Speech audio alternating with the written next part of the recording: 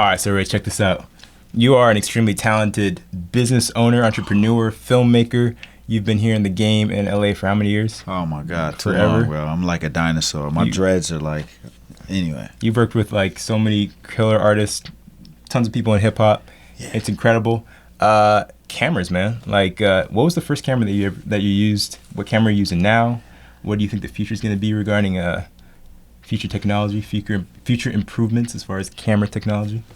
You know what? Like, I think when I first came into the game, I was like on the Rebel series. So Canon T2i. Yeah, Canon T2i. Yeah. That was like, actually, no, I think I was like Canon XTI or something like that. Forget what it. Yeah, okay. Like super throwback. But yeah, it was like super great because I came in, I thought that 1080p was the best camera ever. I was like, oh my God, I'm shooting a movie with it. 1080p. Do you remember the camera? Like my first camera was like a Canon ZR100. It was a 640 360 camera. I got it like 2006, I think. Yeah. I thought I was balling. Yeah. Same here. I think this is before HD even existed. 1080p wasn't a thing. Like P wasn't a thing. Wasn't a thing. Yeah. All interlaced. Yeah. I remember using the Canon XHA1. It's like this big camera that you have to hold like this. Yeah. It was DV mini DV tape.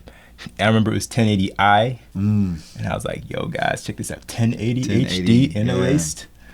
That's we're talking about like the evolution of cameras from where they've come from in a digital, a digital SLR, Yeah. But I mean, you just nowadays everything I'm shooting with for my personal cameras is Sony. Okay. So mirrorless, I'm going Sony. Okay. But for productions, I've handled everything from Reds to Alexas. I mean, everything, But my personal camera, easy to go, quick, ready to gun. Ready to run the gun. It's always gonna be Sony. Sony, dude. So like, I'm so just like, I used to always, I was always like Canon guy. Canon is where it's at. Yeah, same here.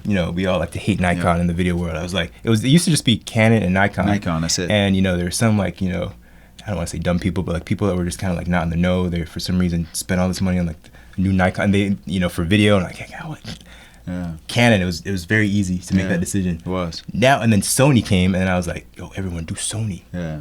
Sony equivalent. You can spend the same amount of money, get a better camera that's a Sony equivalent than Canon, and then you realizing okay, there's it's a little bit more. It's not quite as black and white. You got the color space.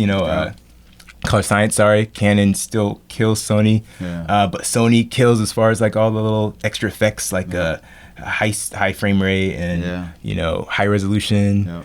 It's crazy. Right. It's not as black and white as you'd like it to be. And then freaking Blackmagic comes out with the Blackmagic 4K, and then before that Panasonic came out with their like GH5, GH4, GH5, Lumix stuff, but small size. I didn't like the sensor stuff. That's cropped. And Panasonic needs to figure out their cropped issues with their sensor. That's the one thing that kind of turned me off. But all these Canon killers came out, whether it be Panasonic, Sony's, and then you use Red. This guy's used Red more than I have. I love it every time I get to use a Red camera. I, for the most part, hire Red DPs, but I've said that I need to start renting Reds and just like using them more often. You guys got to see this guy trying to like build a Red camera. Yo, so this quick story I was telling Ray not too long ago. There's a shoot. I was doing a music video shoot, and I was like, oh, what camera are we gonna use? And my bro was like, dude, I have a Red that's in the car. Like I'm borrowing it from my friend. This was a few years ago. You can use it. You can go drive it to the desert and do your shoot. And I was so excited. I was like, dope. I had my Sony A7S Mark II. I still have, and then I had this Red in the trunk. So we drove out. We opened up the trunk, and it was all in pieces. And I was like, oh, snap, man, you have to assemble a camera? Like, what is this? And so I was like, okay, it's fine. I'll do a tutorial. I'll look at the internet. Spent like 30, 40 minutes trying to figure out how to assemble this Red. Couldn't do it. And if you could have just looked at the tears on my face, the fact that I in my mind, I knew like 20 minutes before that I was going to have to set this Red aside and use my mirrorless Sony little A7S Mark II to shoot this music video and just have this Red sitting here. The only thing preventing me from using this Red is my ignorance as far as how to put it together. It was just that thing. Yeah, that was a sad story. Yeah. Yes. Yeah. Like I wish I knew Ray back then. Would have been great. First AC every time. Yeah. Ignorance kills. But yeah, so speaking about Red, speaking of different cameras, stuff coming out, killing other brands. Yeah. Kinefinity. I just did a new. Have you heard of Kinefinity cameras? I have. Oh my God, those things are like the LF is like. It's LF, right? Yeah. Good. LF is like amazing. Like I've been watching them. I've actually sent them a couple messages like, hey, do you need someone to do any real life, like what do you call those things?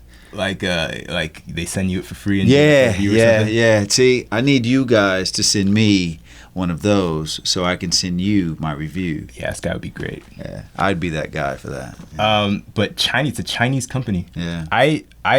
This camera's been out for like 2 years or something. It has, I had no idea about it until NAB, NAB, when I went to NAB for the first time last month. It was awesome. Yeah. But I feel like, a lot of these Chinese brands, we like to kind of overlook them and be like, copycats are not that good.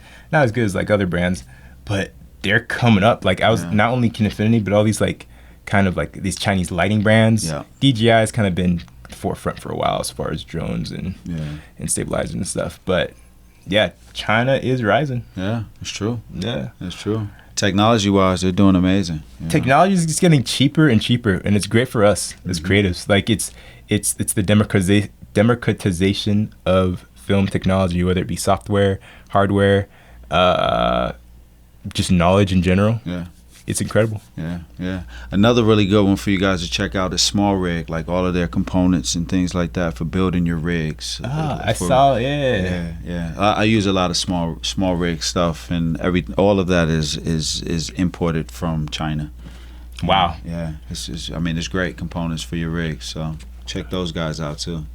That's great. So guys, in the comments below, I want you guys to tell us your experience.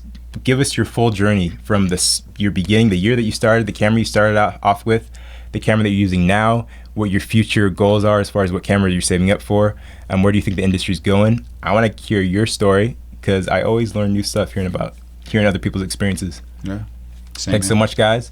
You got your boy Ray here. We're here shooting in his studios, his Lighthouse Sound Studios here in beautiful Van Nuys, California. If you want to record podcasts or literally music, this is the place to go. This place is really legit. You'll love it. Come check it out. Lighthouse Sound Studios. Do it. All the information is going to be below. Thank you so much for watching, guys. And as always, remember to keep it chill. Peace. We